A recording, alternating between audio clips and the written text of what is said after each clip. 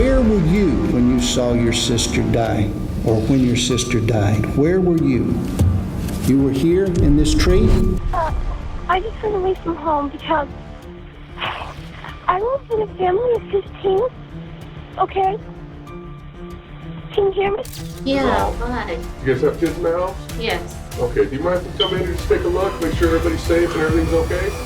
This is Ronnie O'Neal, standing trial in a Florida courtroom, charged with the murder of his girlfriend, the brutal killing of his 9-year-old special needs daughter, and the attempted murder of his own son. But what made this case unforgettable wasn't just the crime, it was the person who helped put Ronnie behind bars. Because the chief witness in the trial wasn't a detective or a forensic expert, it was his 11-year-old son. The boy survived the attack, recovered from his injuries, and years later, walked into that courtroom to testify against his father. Yes, sir. Yes, sir. I just saw my dad holding a shotgun and my mom, The crimes unfolded on the night of March 18, 2018. First, Ronnie O'Neal had first shot his girlfriend, Kenyatta Barron, with a shotgun. Then he turned on their 9-year-old daughter who had cerebral palsy, and he murdered her with a hatchet. But it didn't end there. Ronnie then stabbed his son multiple times and set the house on fire with the boy still inside. Somehow, the child escaped, burned, bleeding, but still alive. When the trial began, instead of pleading guilty or taking a deal, Ronnie O'Neal did something else, something that would shock everyone watching. He chose to represent himself in court. The evidence is going to show my son did not see me murder his mom. The evidence is going to show he did not see me shoot his mom. But then came the part no one saw coming. Ronnie O'Neal, the man accused of stabbing his own child, personally cross-examined his son on the witness stand. Mr. O'Neal, any questions? How you doing, Ronnie? Good. It's good to see you, man. Good to see you too. The boy sat just feet away from his attacker, and he told the jury exactly what his father had done. You that night of this incident? Yes. I did. And how did I hurt you? You stabbed me. Throughout the trial, Ronnie's behavior only grew more erratic. He openly admitted to killing Kenyatta, but somehow still tried to convince the jury he was the victim. It didn't work. But despite all his shouting, one thing was louder: the facts, especially the damning testimony of his son, and the jury found him guilty. But I'm going to look you in the eye and tell you, this is the worst case ever in my life, and I have seen some horrors. But this is it. And I'm going to mete out the punishment that I think this case deserves. On July 23, 2021, after being found guilty on all counts, Ronnie O'Neal was sentenced to 3 consecutive life sentences without parole, plus an extra 90 years for good measure.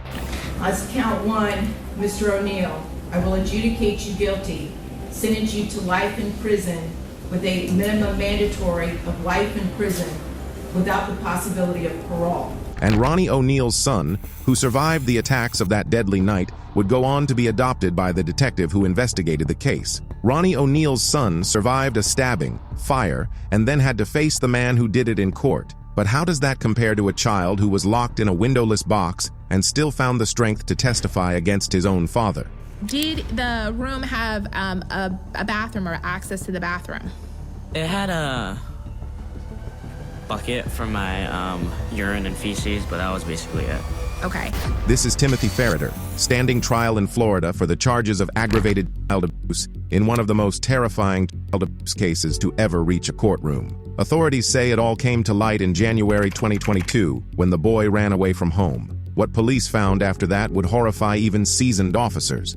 Ferriter is the Florida father accused of forcing his teenage son to live in an 8x8 box in the family's garage. He does face up to 30 years in prison if convicted.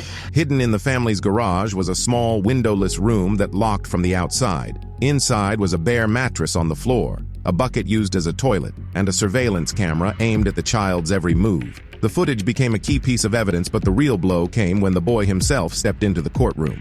Now 16 years old and testifying publicly for the first time, the teen, whose identity remains protected, described what it was like to be kept inside that room for hours at a time.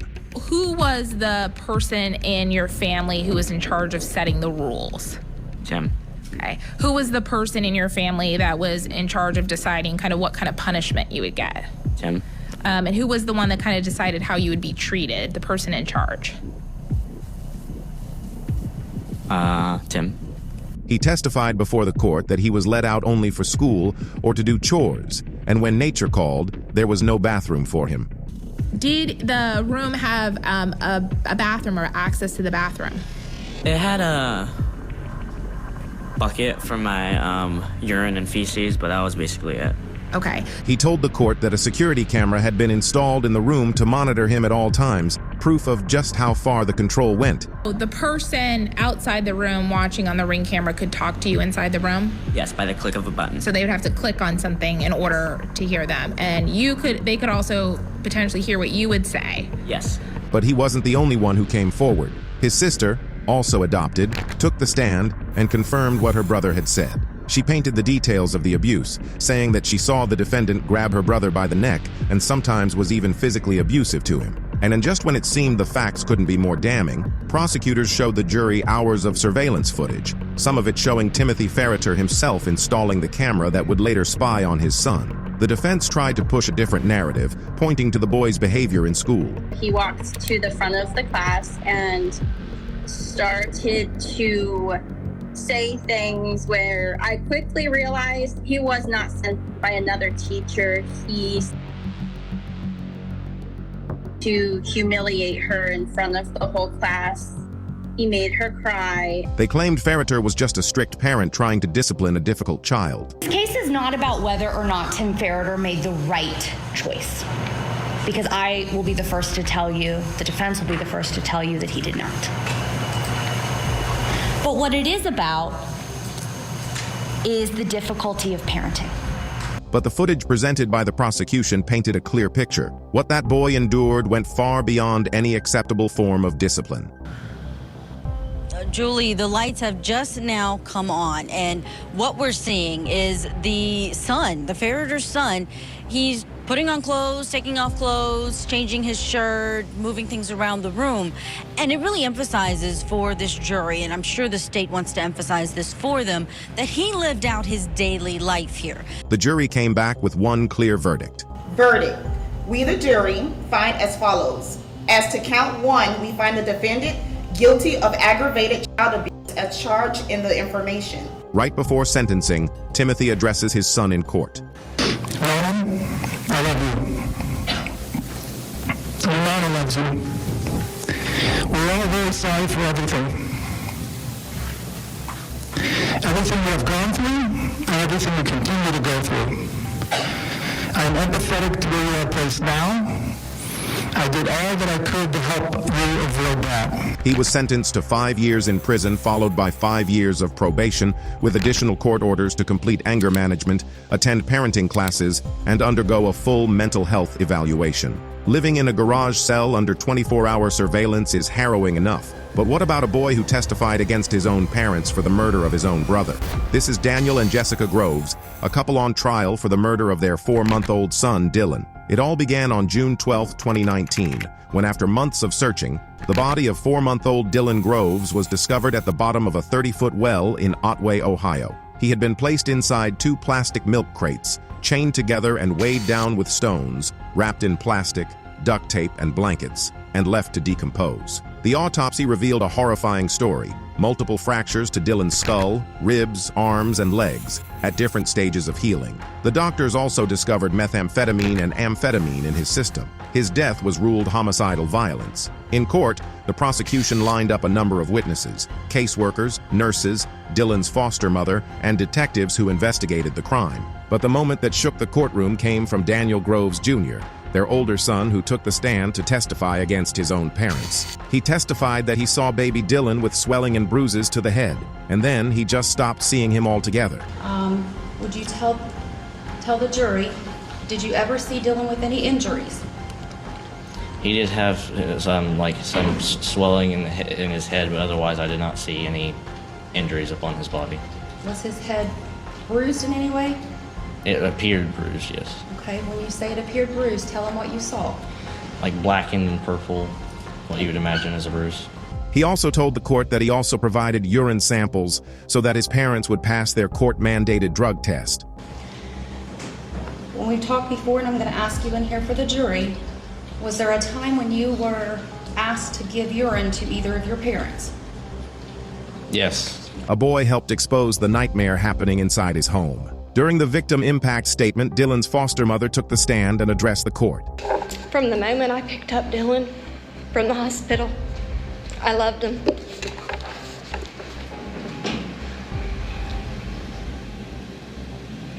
I am speaking for Dylan right now. I didn't get to have a voice. My life was cut too short. The jury came back with a guilty verdict for both parents. And on January 10, 2020, what would have been Dylan's first birthday, both parents were convicted on all counts.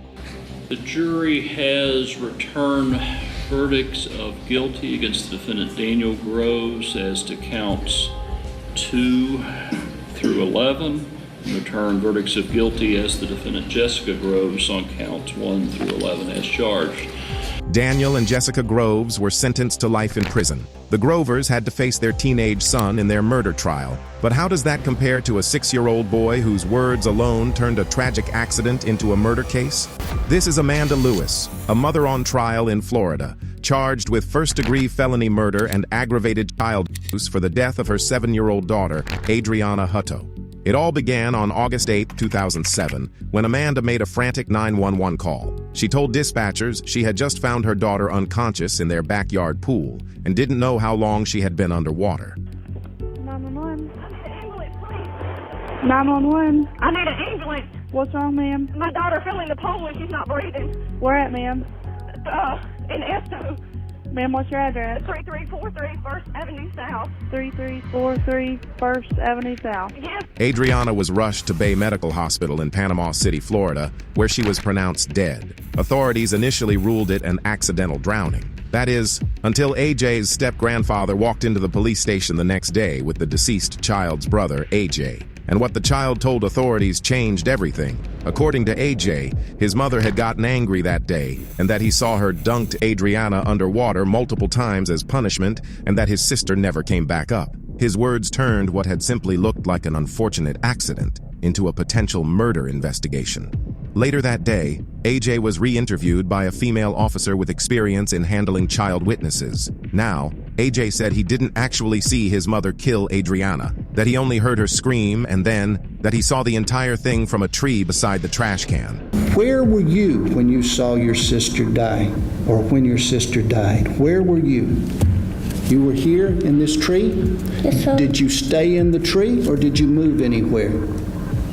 I moved. Where did you move to? The police continued their investigations anyway, but when officers went back to that spot, they found you couldn't see the pool from the spot AJ claimed he was. Still, investigators were beginning to see something troubling inside the Lewis home. They discovered that Adriana had been diagnosed with ADHD. She was impulsive, inattentive, and struggled with some issues, and that raising Adriana had been far more challenging for Amanda than raising AJ. But surprisingly, when asked to take a polygraph test, Amanda did, and she passed. The case went to trial in February 2008, and 6-year-old AJ took the stand. Today, can you tell us the truth if I ask you some questions? Yes, sir. The prosecution put him on the stand to testify about what he saw happen that day. Who is this, or what is this?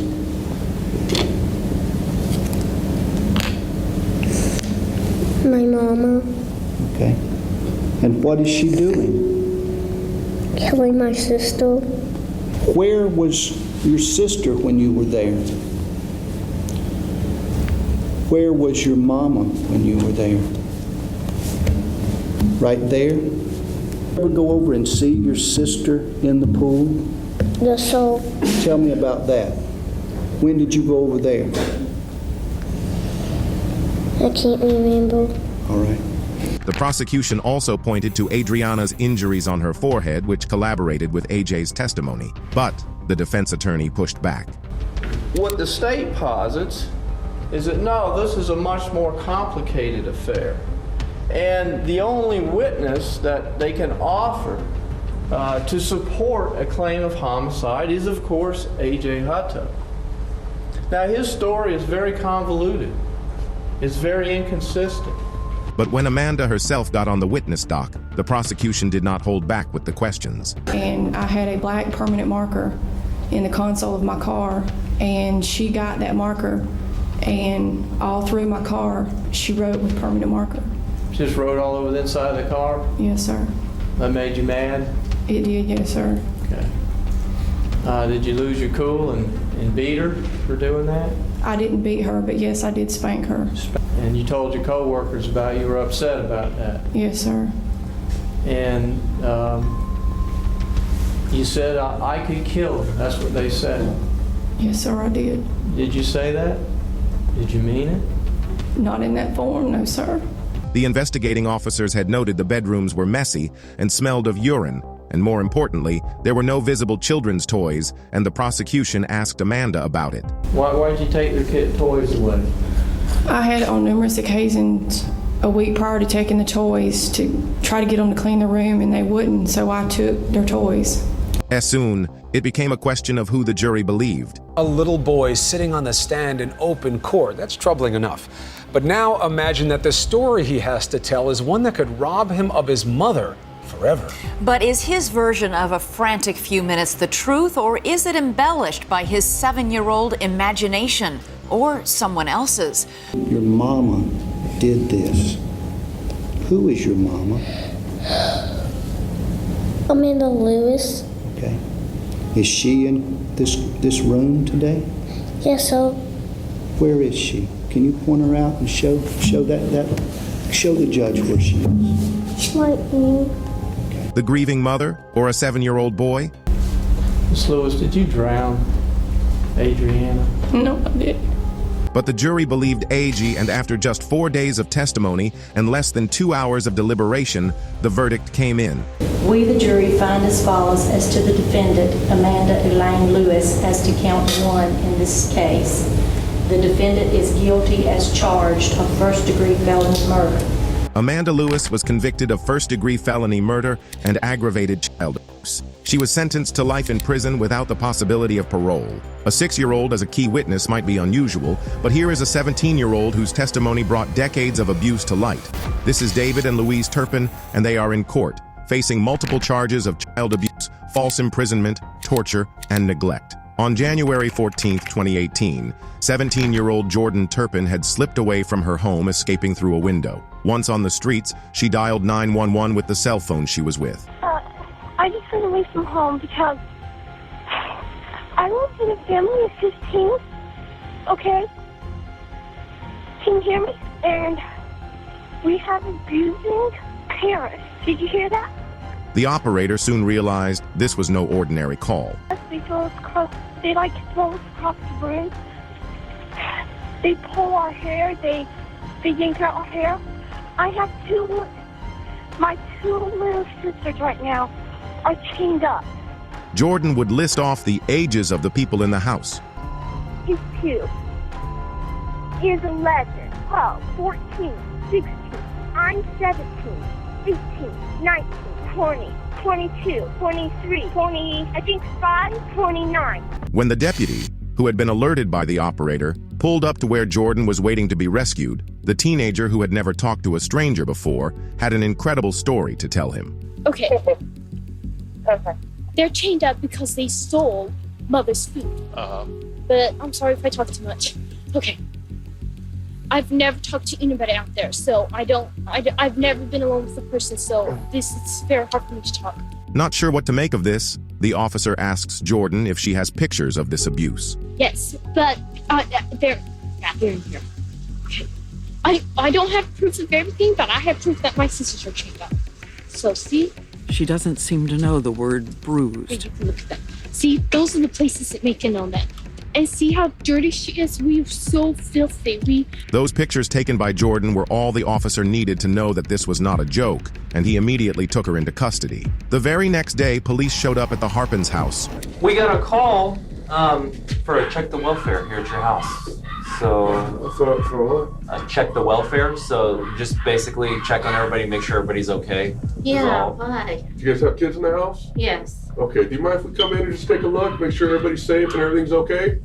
Nothing could prepare them for what they were about to find. The house reeked of filth. Trash was piled in corners. Food was rotting. But the officers weren't there for all that. They had children to rescue. Inside an inner room, they finally found what they were looking for: bunk beds. And behind a closet door, they found a boy chained at the wrist. They found more chains and more children in the house, all malnourished, unwashed, some also shackled. Jordan had been telling the truth. All of the 13 Turpin children had been imprisoned in their own home for years. David and Louise Harpin were arrested and taken into custody, but when questioned, neither could give a real explanation for their actions. Louise even wrote the children a letter from her cell. When news of the case broke, the public's reaction was one of shock. To give you an example, one of the children at age 12 is the weight of an average 7-year-old.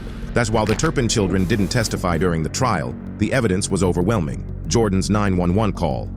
Sometimes we live in still, and sometimes I wake up and I can't breathe because how dirty the house is. We never take baths. When was the last time you had a bath? What? When was the last time you had a bath? Almost a year ago. Photographs of the abuse, police body cam footage, expert testimony and medical reports documenting severe malnutrition, muscle atrophy, and developmental delays of the children. It smelled as filthy. It's clear that some of the victims, when they're chained, are not being taken to the bathroom to relieve themselves. The prosecution didn't need more. The jury filed out and returned with a verdict of guilty. Then came the sentencing hearing. For the first time, the courtroom heard directly from the children. One of the victims stepped forward and faced the parents who had stolen his childhood. I cannot describe in words what we went through growing up. Sometimes I still have nightmares of things that had happened, such as my siblings being chained up or getting beaten. David and Louise Turpin were each sentenced to life in prison, with the possibility of parole after 25 years. The judge also issued a no-contact order, telling David and Louise to never attempt communication with the children again. And finally, you must stay at least 100 yards away from all of them at all times, other than at court proceedings where everyone is ordered to be present. Okay? Jordan Turpin's testimony shattered the image of a picture-perfect family. Still, how does that compare to a woman who testified after 24 years of silence against the man who fathered her children? This is Josef Fritzl, and he is being led into an Austrian courtroom where he is facing charges of rape, kidnapping, incest, child endangerment, false imprisonment, and murder by negligence. But the most shocking part isn't just the charges themselves, it's who the victims are. This case that stunned the world began to crack wide open in April 2008 when Fritzl walked into a hospital in Amstetten, Austria, with a gravely ill teenage girl named Kirsten. Doctors reported that she was unconscious and worse. Her organs were shutting down. They scrambled to save her, but something didn't add up about her medical history. There were several unanswered questions like who the child's mother was and what was her medical history. Fritzl, who had brought the teenage girl to the hospital, did not have many answers for the doctors. He claimed that Kirsten had been left with him by his missing daughter, Elizabeth. That reply didn't sit right with the doctors, and they immediately notified the authorities. Within days, police issued a public appeal for Elizabeth Fritzl, who, according to Fritzl, had been last seen by him and her mother 24 years ago. Eventually, Elizabeth made her way to the hospital to answer questions about her daughter's failing health, and then she was taken into protective custody. And there, at a small police station in Amstetten, she was questioned. And as they questioned her, they had no idea that they just stumbled on one of the most disturbing cases of all time. With the 11-hour testimony from Elizabeth, Josef Fritzl was arrested, detained, charged, and the case went to trial. And 11 hours worth of videotaped testimony from the victim, Elizabeth. From the time she was 18 until just about a year ago when she was 41, Elizabeth was forced to live in a small, dingy basement built beneath the family home. She gave birth to 7 of her father's children during that time. One of them died as a newborn. Prosecutors say the baby boy could have been saved if he'd been given proper medical treatment. Elizabeth had also told the authorities how Josef took the body of the deceased boy and burned it in the furnace. She told them that 3 of the children she bore were removed from the cellar as infants, and that Josef told his wife they had been left on the doorstep. Fritzl admits rape, imprisonment and incest, but denies the murder of one of those 7 children by his failure to care for it. while 3 of the children, Lisa, Alexander and Monica, were allowed to live a normal life upstairs. But the other 3 remaining children, Kirsten, Stefan, and Felix with their mother, grew up entirely underground. The kids had never seen sunlight, never walked outside, and never known another human being except their mother and their abuser. After hearing Elizabeth's full testimony, investigators had raided the Fritzl home, and like she described, they found the hidden entrance behind a bookcase to the dungeon where she had lived for the past 24 years. Elizabeth and 3 others were kept prisoner down here, a complex of small, windowless rooms. The jury was asked to smell items from this world to give them an idea of conditions. The small dungeon, which contained a sleeping area, bathroom, and kitchen, had been their dungeon for several years, and they had lived their lives there, never seeing the light of the day. She also recounted how Fritzl would punish them whenever she refused his orders to have sex with him by shutting off the power, and that he told them the cellar was rigged with gas lines and they would all die if they tried to escape. And perhaps most damning of all, she recounted how while the entire world was puzzled about her sudden disappearance, Josef forced her to write the very letters he later used to deceive police, family, and authorities. But when Fritzl addressed the court, he had a different story to tell. He claimed at first that his actions were that of a concerned father who could not control his wayward teenage daughter who wanted to protect her from the outside world. Then he spoke about his own childhood. And Fritzl himself addressed the court. "I had a very difficult childhood," he said. "My mother didn't want me. I was beaten." When he grew older, he said he fought back against her. "From that point on, I was Satan personified for her." The man who lived a normal life upstairs while keeping his children in captivity was sentenced to life imprisonment at a facility for the criminally insane. Accused of holding his daughter captive and raping her thousands of times over 2 decades, has been sentenced to life in prison. On Thursday, a jury convicted Josef Fritzl of all charges against him, including incest and murder.